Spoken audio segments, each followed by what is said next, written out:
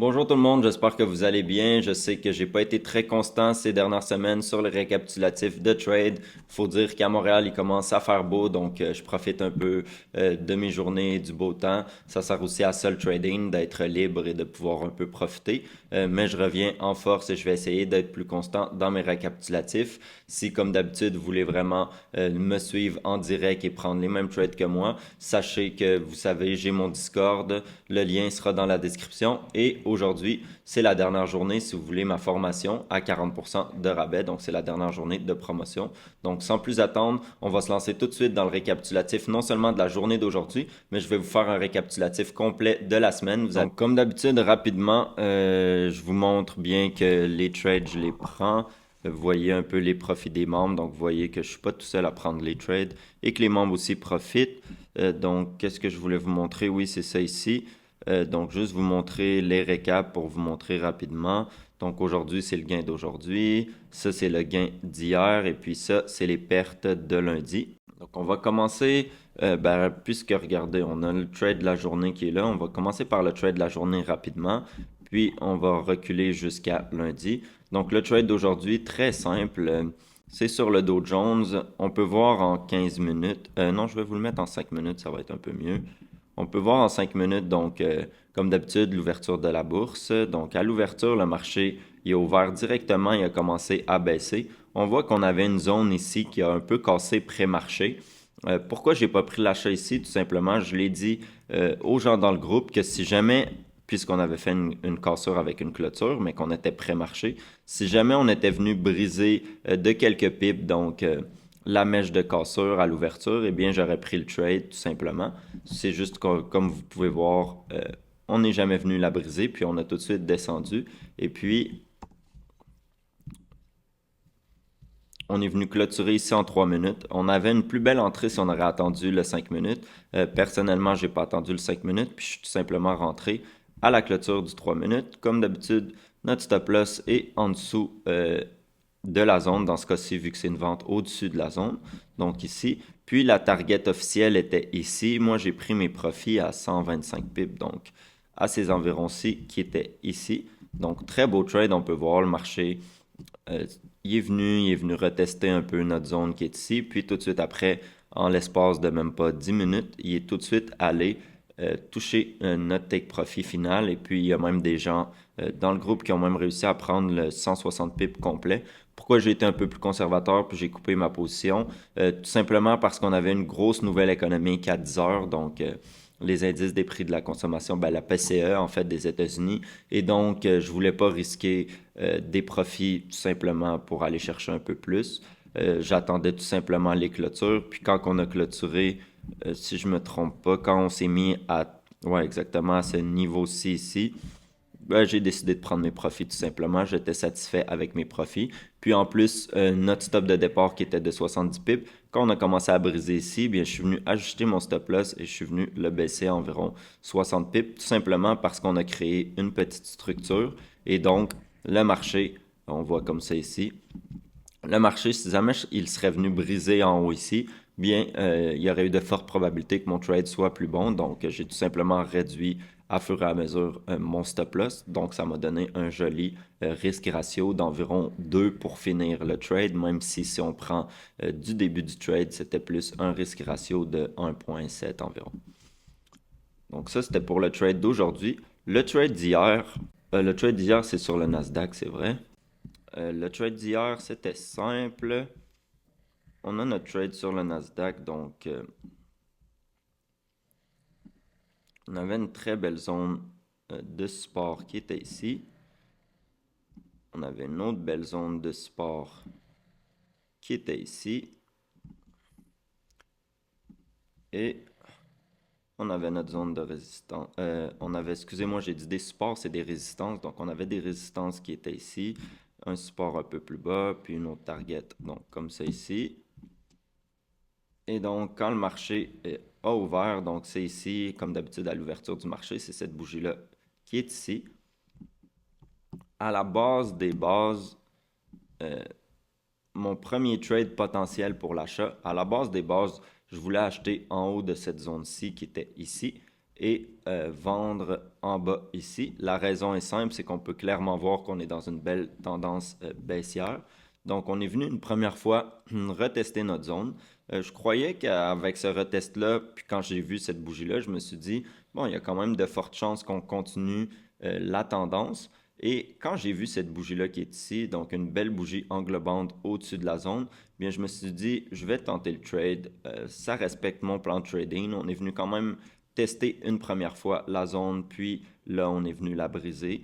Donc, en plus, si on regarde, c'est sûr, si on descend une minute ou en 3 minutes, on va mieux le voir. Moi, je suis capable de le voir en 5 minutes. On voit qu'on a créé une structure, puis qu'on est venu briser cette structure-là. Donc, à très court terme, on peut dire qu'on était dans une tendance haussière. Là. Si je le mets en une minute, vous allez pouvoir mieux voir. Donc, vous voyez ici. Et donc, j'ai décidé de prendre le trade, donc à la clôture de 5 minutes, avec mon stop loss, bien sûr, en dessous de toutes ces bougies-là qui étaient ici, donc environ ici. Et mon take profit était ici. J'ai pris mes profits à 48 pips. Là, j'ai coupé un peu à 2 pips avant mon take profit. Mon take profit était à 50 pips, j'ai coupé à 48 pips.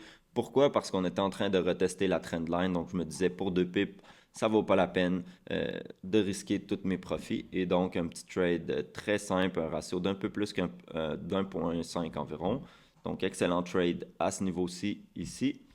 Et la perte, maintenant, on va voir ensemble la perte de lundi. Lundi, c'était une belle journée. C'est moi, j'ai fait une erreur. Puis, je vais vous montrer l'erreur que j'ai faite tout simplement. Donc, en fait, qu'est-ce qu'on avait? Je vais le mettre en 15 minutes parce que ça bougeait beaucoup. Et donc, l'analyse, je l'ai fait en 15 minutes. Donc, vous voyez, l'ouverture du marché s'est fait après cette bougie-là rouge ici en 15 minutes. Puis, qu'est-ce que j'avais là? On avait une grosse zone de résistance qui était ici. Puis, ma target, en fait, c'était tout ça ici. Et on avait notre zone ici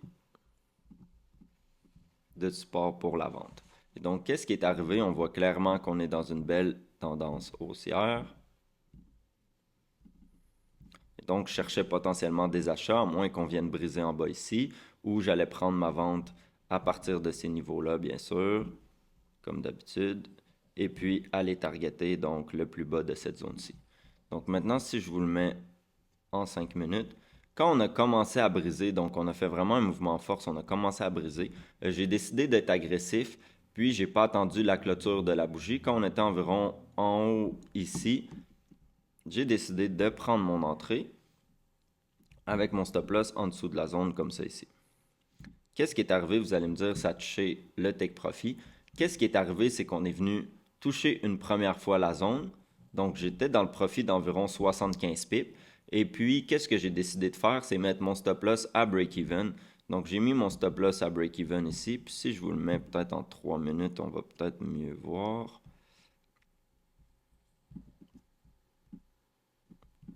Donc, vous voyez, j'ai mis mon stop loss à break-even, puis je suis carrément venu me faire sortir de 1 pip.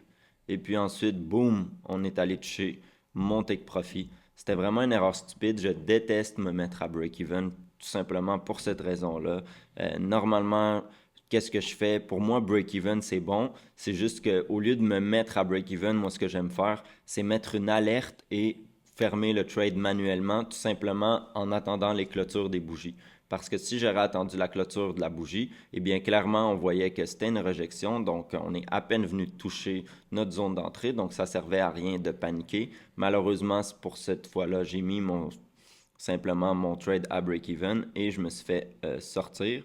Et donc, je vais pas vous cacher que ça m'a vraiment fait chier de perdre ce trade-là. En fait, pas de le perdre parce que je l'ai pas perdu, j'ai fait un break-even, mais ça m'a fait chier quand même. Donc, qu'est-ce que j'ai fait? Puis je trouve que c'était un peu stupide de ma part. C'est que c'est ici, ouais. Qu'est-ce que j'ai fait? C'est quand on est venu briser le plus haut qui est ici en 5 minutes. Donc, voyons, on est venu briser le plus haut qui est ici. J'ai décidé de prendre, comme ça ici, une vente avec un gros stop loss en dessous de la bougie de cassure, donc 80 pips.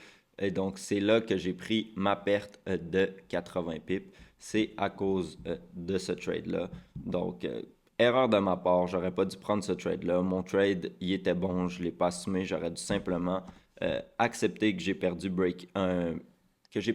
un gain potentiel, puis au moins je m'en tire à break-even et protéger mon capital. J'ai été avide, je l'admets, je le reconnais, c'est mon erreur et malheureusement, ce trade-là n'avait pas lieu d'être. Le mouvement s'avait déjà fait, on voit euh, plus de plus de 170 pips.